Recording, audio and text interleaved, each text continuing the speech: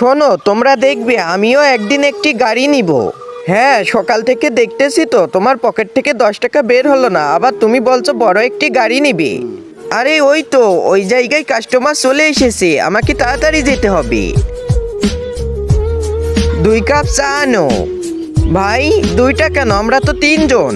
হ্যাঁ ভাই, তাহলে আমার চা কোথায়? তুই চা সেলি কেন? তোর কাছে তো টাকা নেই, যা 2টা চা নিয়ে আয়। ঠিক আছে সাহেব। বন্ধুরা, এই ছোট পিঁপড়াটিকে দেখুন, আল্লাহর নামটি কত যত্ন সহকারে নিয়ে যাচ্ছে। সুন্দর মুহূর্তের জন্য চ্যানেলটি তো সাবস্ক্রাইব করাই যায়।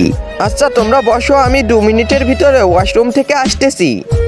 ওই দেখ ভাই, ওয়েটারটা চা নিয়ে চলে এসেছে। সাহেব, এই নেন আপনার ড্রেসটা। একটা কথা শোনো, আল্লাহ পাক ওকে গরিব বানাইছে, কিন্তু তোমাকে ওকে অপমান করা উচিত হয়নি। তুই কি আসলেই আমার ভাই না বন্ধু, সেখানে এখনো পড়ে আসিস? এমন করে কেন বলতেছো? ও তো গরিব হতেই পারে, তোর এত কথা বুঝতে হবে না, চল এখন এখান থেকে।